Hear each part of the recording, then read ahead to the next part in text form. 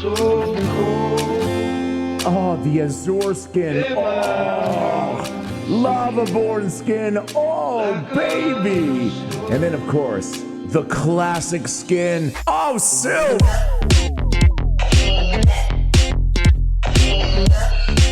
Hey guys, I'm coming at you today from Raid Shadow Legends. Welcome to the video, guys. I'm glad to have you here. Sending some love, some positive vibes your way, especially if you need it out there today.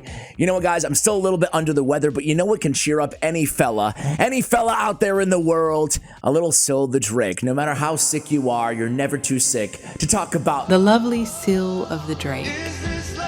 I saw a comment the other day, and gosh, for the life of me, I spent the last 45 minutes trying to find this comment, basically being like, I shined a spotlight. Doesn't seem right. I talked about her, included her in my video on all the Monster Hunter champions, right? And she was on the team, and somebody in the comments said something very mean about my girl, Scyl the Drakes. They said that, dude, stop pretending like Syl's good, Ash. She sucks now. Long since over crept.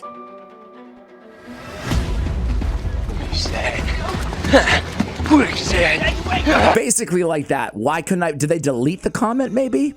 I don't know. I really wanted to find it. By the way, really quickly, speaking of comments, for those of you who care, which is probably none of you, I want to give a massive shout out to Salume. I've been working with her for years. She helps me organize all of your comments. So if you ever leave like a guide request or anything, like I'm just going to click on a random letter, a random champion, Saito, right? If you ever leave opinions, thoughts, requests on anybody in the game, right? No matter what it is, you agree with me, you disagree with me, blah, blah, blah, you want a guide, everything. Not just champion guide requests, but everything, every single comment is collected and cataloged, you know? But sometimes it takes me a day or two to make that happen. Anyway, couldn't find the comment on Scyl. So today I want to ask the question and hopefully answer it. Is Scyl of the Drakes, has Scyl of the Drakes been power crept? You guys know my love affair. I may be a little biased here, but let's take a little step back into time. Way back, in the words of Blackstreet. Anybody know that song? Way back into time. Nah, baby, nah, baby, nah. I'm not going to try to sing, especially today. But we have the third, almost 3 years ago. Actually, 4, strike that. Almost 40 years ago, 2020, she was added. Has it been that long? Is that insane? Some of you OGs right now, all the new players are like, I don't care, dude. I don't even know what you're talking about. But some of the OGs, dude, it feels like 2 years to me, not 4. Anyway, she was introduced to the game in that lovely day of March 16th of 2020. They extended the 180-day login rewards from 90 to 180. They introduced her. They introduced Lordly Legionary, who still kind of is meh at the best. Dark Elhain, who I love, and Killian the Lucky, who I actually think is really good, personally. Really underrated ever since his buff. He's much better than he is right now here. Anyway, it's an AoE, and we're not here to talk about Killian. Here to talk about Scyl. So she was added 4 years ago. That's insane. So, to that commenter's point, has Scyl of the Drakes, this is hard for me, has she been power crept? Well, kind of. Useless. I was so young when I married him. So stupid. I mean, I'm gonna basically, yeah, of course, man. Every champion that was around 40 years ago has been power crept because they've added literally hundreds and hundreds of new amazing champions since. So yeah, you know, factually, is her skill set as good as the day she was released? No, it's not, okay? But that being said, that commenter, whoever you were, you meanie, taking shots at my girl. Go get him, Tiger. They were absolutely wrong in terms of her not being good anymore, you know? I get the power creep. Sure, there's been a lot of stunners. There's been a lot of, you know, healers, revivers, blah, blah, blah into the game. I get it. But Scyl is still really freaking good. She really is. Is she super endgame viable? Well, now, kinda yeah, because there's some Soul Cross content in Curse City that I wouldn't say requires Scyl, but definitely makes it a lot easier, right? And everybody has her anyway, so I imagine most people run her in said content. Now, that all being said, what does she do? Why is she so good? Why is still so good? Not just for people who get her after 180 days, but for people, you know, playing for years. Well, it's simple, right? She has decreased turn meter by 15%, right? It's a 50% shot on the A1 and the big version of decreased speed, okay? 40% chance, 45 with sniper. Dude, that's a great A1, a great control on the A1. You guys know how much I love decreased speed. Big version on the A1, even without 100% land rate, is exceptionally good, especially if you just don't have a decreased speed champion already on your team, obviously. She brings that. Then she's got this great AoE on a 3-turn cooldown with the stun, right? 35% chance per hit. Now, I used to advise way back in the day, 4 years ago when she was introduced, hey, consider running her in a stun set, put her in Fearsome Presence, and then she's just like stunning all over the place. I no longer feel that way. I don't think that stun set is the best set for Scyl of the Drakes. Can you use it? Of course you can. But it's a bit redundant. I mean, there's so many amazing champions. If you're anything like me, your stun gear is all consumed. Because if I was to go in my inventory right now and look at my stun artifacts, I probably have like half a dozen crappy pieces sitting around. Everything else is on champions. I want to use them on champions I absolutely need stun sets on. She already has the stun, you know? On the A3, it's a revival on a 4-turn cooldown. This is pretty standard, you know, a single target legendary revive on a 4-turn cooldown. Sure, you know, a champion like Elva, you know, 3-turn. But still, we get a revive with an ally protect. Specifically, the Ally Protect is great to have, you know, mitigating 50% of damage. Fantastic. She's a defense-based champion. She's tanky. On the Boundless Life, this is where her kit really, to me, it's the A1 and the passive, you know. The A2 and the A3, they're great. They're this really solid kit. She's got control. She got more control on the A1. She got a revive. But then this ability, man. The healing by 10% of the max HP at the start of each turn with the increased speed on a random ally too. What a great little toss in, that sneaky little increased speed. Often overlooked because it's not going to be a reliable increased speed for your whole team, but also very valuable to have that on top of the heal. Now, how unique is this ability, this heal? Off the top of my head here, I can only think of like 3 or 4 champions that have that sort of a passive heal every single time they get a turn. Doom Priest, 7.5% of their max HP, and she's got remove a debuff. This is definitely the queen of these passive healings because dispelling a debuff on that same ability that's money, right? Of course, the one and the only, the Bride of Scyl, heals each ally by 10% of their max HP at the start of each turn. And then, of course, as I just mentioned, we have Elva, right? Elva, one of the more recent additions, heals all allies 10% of their max HP at the start of their turn. Perfect Veil for one ally with lowest HP at the end of this turn. That's a really nice ability too. All of these abilities are incredibly powerful, and they all bring a little something extra to the table as well, right? Now, the most recent example is the Archer Queen. Where are you? RN Archer. Yeah, she does a little bit of healthcare on the side. She's a beast, right? And she has this passive, heals all allies by 10% of their max HP when attacking enemies under Hex, okay? So that's a really cool, that's a really powerful one. Provided they have Hex, you're just, you know, they're healing every time they attack, right? But anyway, all 4 of these champions have something in common. A really amazing passive healer. And again, there's others out there too in the game. If I forgot your favorite, go ahead and let me know, but there's not that many. It's a very unique and rare skill to have. Let me show you how I equipped my Scyl of the Drakes. And by the way, if you want to see a more beginner guide for Scyl of the Drakes, I have it out there. I have a guide on my free-to-play account on Scyl of the Drakes, and she's in like beginner gear, like brand new. You just got her after 180 days. What would your gear look like? In that circumstance, that's on my Raid Shadow Legends Champion Guides YouTube channel. Today's going to be, you know, obviously a little bit more endgame oriented. However, it's just going to be basically to answer the question, does she still have it or not, right? It's not a full-fledged feature. We already talked about the skins, but I am in love with her skins, man. She's a good-looking champ, isn't she? She really is. I love you, Scyl. I love you. You're still the one. You're still the one I dream of. The only one okay, I butchered the thing. Relentless Perception. Relentless is the set for Scyl of the Drakes, right? Why? Simple. For the same reason we love Doom Priest and a Relentless. Well, kind of the same thing. No dispelling, but healing every turn. If you get 2 turns, not only do you get 2 heals on everybody, but you also get an increased speed on 2 random allies for 2 turns. Sign me up, right?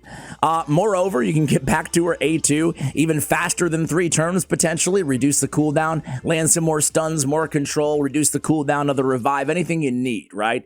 So I love her in Relentless. Total stats here. This is my main Scyl of the Drake's build. The gear is not godlike. I think I have 3 rare accessories, no ascensions on her. I have 99, 142. She can put out a little bit of damage, right? She can put a little bit of damage. 260 speed. I like her fast for the same reason I like her taking more turns. And again, you might not have the gear, the artifacts, or whatever to get her to this fast. But I think the main point here, the main takeaway is make her fast, right? Given the resources at your disposal. We want accuracy too. She's not the easiest champion to build because we want speed, we want accuracy. We'd love to have survivability, obviously, first and foremost. And then crit rate and some crit damage. So there's a lot of factors, there's a lot of things that we want on our Scyl of the Drakes. But for me, top priority, A, staying alive.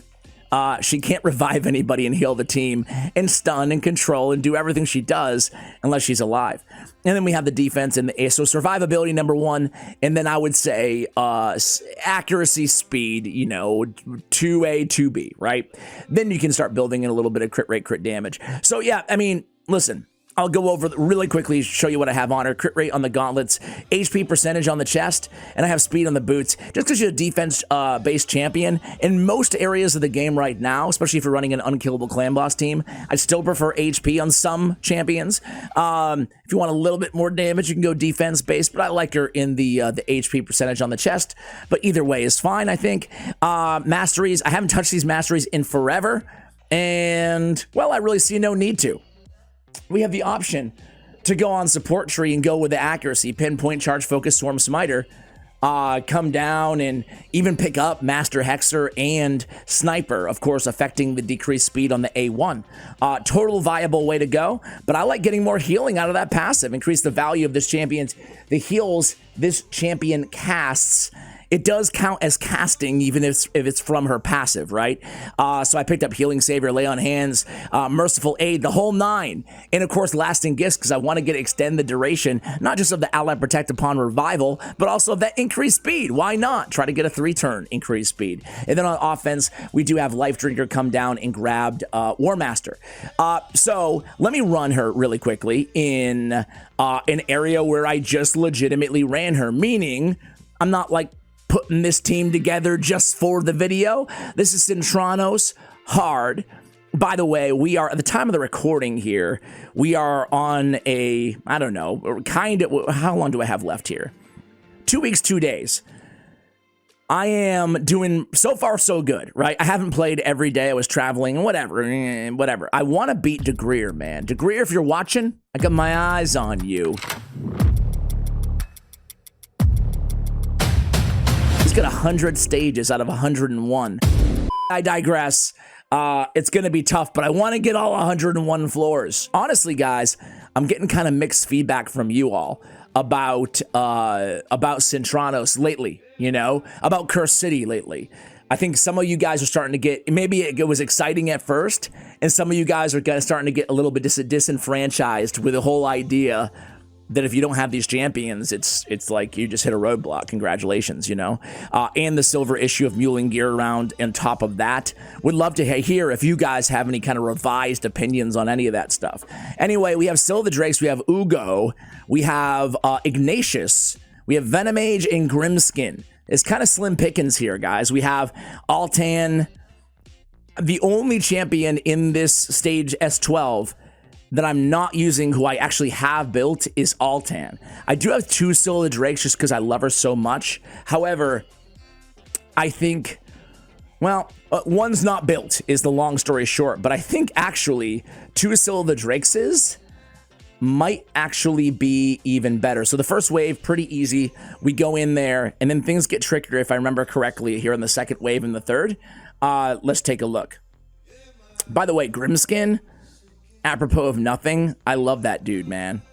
He's like a damage-dealing beast, defensive damage-dealing beast. So yeah, things get kind of tricky here. Scyl of the Drakes comes in. She only lands 1 stun in that sequence. But keep in mind, we have 2 Razin Scar hides, right? So we lose somebody, who cares? Scyl the Drakes picks him up. Not only that, but she's also chiefly responsible for healing alongside Ugo on this squad, right? Now, where else do we love Scyl the Drakes in the game, right? I mean, we haven't really even answered the question, is she still good? Is she still good? Well, actually, I have. I said, yes, she is still good. As good as she was on day of release, of course not. But on the day of release, who was the best legendary in the game back in 2020? Martyr?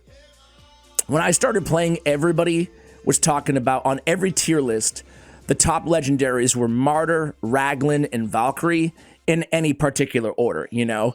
Obviously, all 3 of them are incredibly good, and Valkyrie still is, you know, you can argue one of the top champions out there, but Martyr and Raglan definitely took a bit of a fall off. Not to say they're not good, they're both great, you know? In Epics, when I started playing, or actually not when I started playing, but when she was released, Epics, it was Tyrell. Man, everybody wanted Tyrell, and Apothecary was the #1 rare. You can go back and look at like my 4 or 5-year-old tier lists and stuff. You know, it's fun to look at sometimes. But Scyl the Drakes, man, I mean, listen, this is the end game. This is the end of Cursed City with restrictive champions.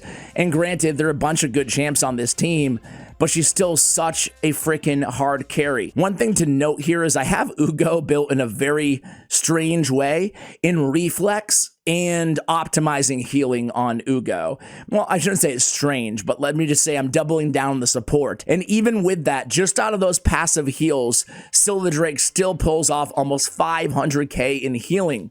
That's incredible. I want to take a quick look at hellhades.com before I let you guys go. So I don't know when the last time they updated their scores, but a 4.5. And again, I still think that's accurate. Look at these scores. She gets a 5 out of 5 in every freaking dungeon normal mode. And that speaks to how great she is in progression, right?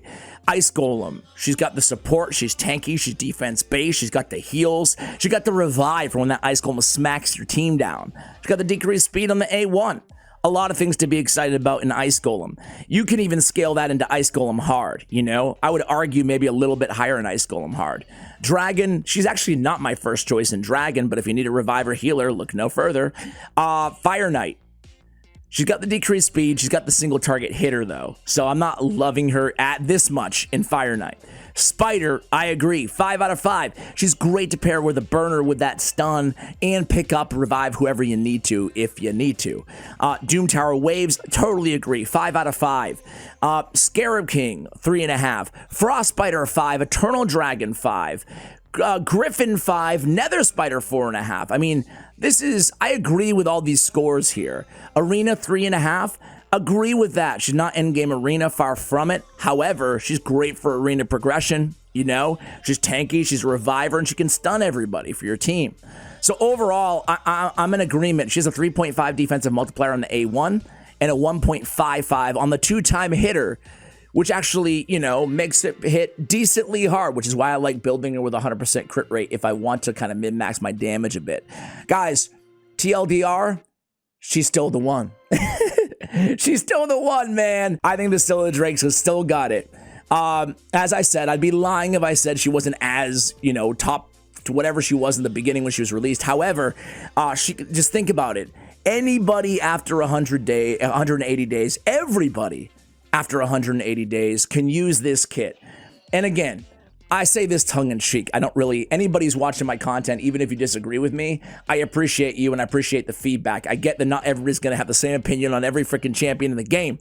But with that said, screw you, whoever said bad stuff about my girl Scyl the Drakes in the comments. Anyway, guys, hopefully you have a great day. Let me know what you think of Scyl the Drakes. Does she still got it, or do you disagree with me? Do you think she's been power crept and negated to the vault? Let me know in the comments below. Much love, and as always, take care, guys.